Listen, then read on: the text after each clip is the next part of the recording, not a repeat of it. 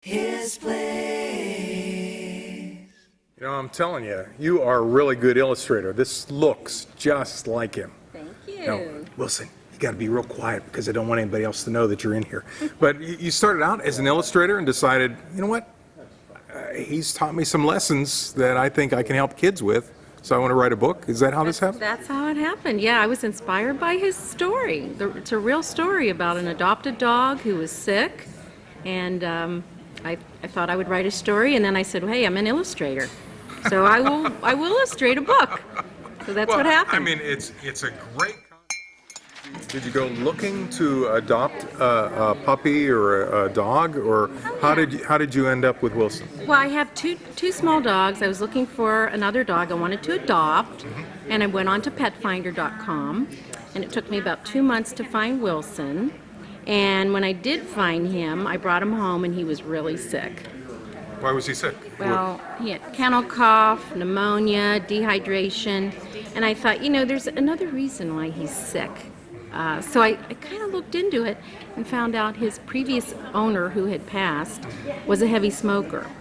And the smoking had affected Wilson. And that's kind of what gave me the idea of maybe writing a children's book to talk to kids about secondhand smoke dangers with pets. And that's not something people would think about. I mean, there is a lot of news about what it does to people, but the pets now. Obviously, Wilson looks like he's doing okay. He's doing great he's now. recovered well, and so you decided to write a book to encourage children to make sure that to adopt pets rather than now. There are a lot of shelters, and there are a lot of animals in shelters. How should people go about finding the right pet for them? Is there way that they should match personalities? Yes. Or they should do their homework. They should ask family, friends, what type of dog would be good for their family. There's certain dogs that aren't good with children. You really have to look at that because a lot of dogs that are at shelters are actually returned. They were actually adopted. The person didn't want it for whatever reason, and they took it back to the shelter.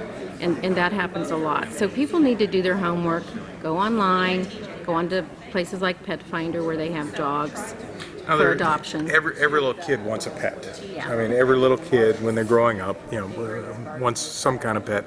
Do you think it's good? We're heading into Christmas season. Do you think it's good to get a pet for Christmas? I'm not sure about that. I think it depends on the type of animal, the kids. It depends if you have kids. And of course, any time is a good time to get a pet from a shelter because they're always looking for people to adopt. But I just think it's the individual or the family has to make that decision on whether the kids are ready for a pet. Well, Wilson's story is a rather heroic one from your standpoint and how he kind of helped you along as well as you're helping him. But the idea of a dog teaching kids manners, that's a very unique idea. Christmas tree, let the Christmas spirit ring. Later we'll have some pumpkin pie and do some caroling. You will get a sentimental feeling when you hear voices singing, let's be jolly. Deck the halls with boughs of holly. Oh, yes. His place. These are funny, but what you put poor Wilson through to wear these outfits, it's great. So you post this stuff on Facebook, Right. and Wilson has his own Facebook.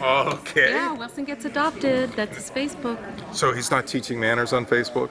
No, kind of. Yeah, a little bit. Manners are one of those things. Wilson learns manners. Manners are one of those things that have kind of fallen by the wayside, but they're so important. Oh, yeah. And what is that why you wrote the book? Because you've seen, kids need to have an understanding and maybe they'll learn better from a dog. I think so. I was always very strict with my girls, and they're adults now, and they still write thank you notes when they get a gift.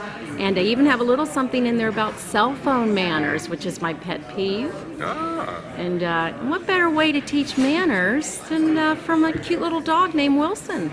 So what do you focus in on? I see you said cell phone manners, so that's important. Respect for elders. Yes. That's unheard of. Yeah. Good sportsmanship, and the whole bullying thing that's going on right now.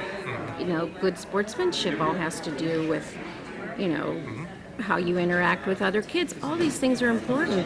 That's our silent rule, is manners. Now, you go into schools, into high schools, and elementary schools, things like that, and share these stories. How do the kids respond? They love it. They love it because I talk about the book. I read the book.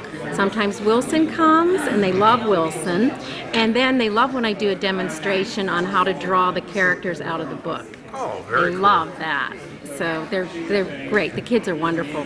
Now, have you always been an artist? Always, yes, always. Ever since I was 2 years old. How did you know that you could do something with your art? I mean, that's part of, you've got 2 great books here. Wilson Gets Adopted, Wilson Learns Manners, and I'm assuming there's more coming. There are. Okay. There are, yeah. And so you're using your gift. How did you, a lot of people have gifts that they wonder about, how can I use them or whatever. How did you know to take that step to say, you know what, I could do something with this. It can really have a major impact. Well, my parents always encouraged me. That was a good thing because they always encouraged. They knew I had talent, so they encouraged me. And I just feel these are helpful, and I always like to do things that help people. And I do give a percentage of the proceeds from the book sales to dog shelters, or animal shelters. Oh, so you're helping out all around. So as people purchase the books, and are you getting feedback from people? What are they saying? What are the kids or the parents saying about the? The parents like them, the kids like them, and the kids really like the little Wilson stuffed animal that is sold with the book on Wilson's website. So it's a great little gift. It's a wonderful gift to give the book, and a book on manners is great, with a little Wilson dog.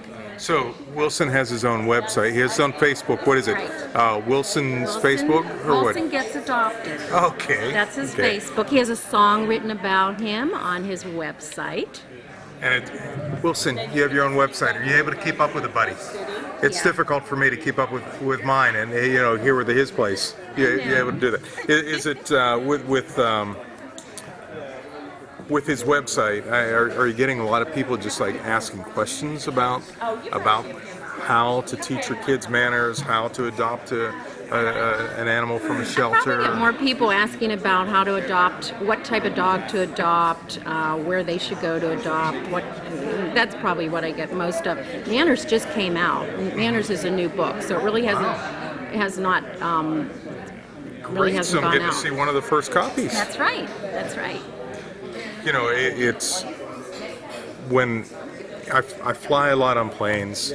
I'm in a lot of malls and places like that, and I see kids running around that seem out of control, not being well behaved at all. What are the first steps that you tell parents? I mean, you're talking through the book, through Wilson about thank you and things like that, but when parents are just exasperated saying, I don't know what to do. Well, that's part of the whole book is a lot of parents are too busy right now. Everybody's busy, and they're too busy to teach manners. And so this book, even though it's 3rd, 4th grade level, you can read that book to a 2-year-old and start them out with, please, thank you, respect your elders. Give it up for Brian.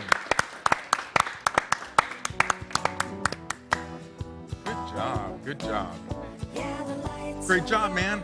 As always.